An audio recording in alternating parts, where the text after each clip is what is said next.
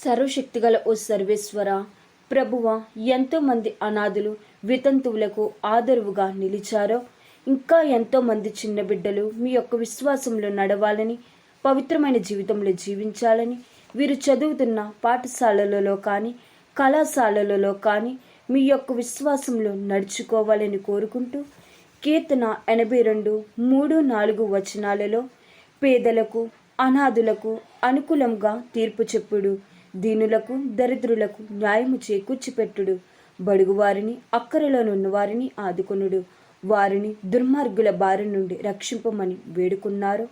మీరే వీరందరినీ మీ యొక్క రక్షణలో ఉంచమని తండ్రి అయిన దేవుని దృష్టిలో పవిత్రమును నిష్కలంకమునైన దైవభక్తి మంచి విశ్వాసము కలిగి జీవించే జీవితం వీరికి ప్రసాదించమని మీ ఘనమైనటువంటి అతి పరిశుద్ధ నామమున అడిగి వేడుకొనుచున్నాను.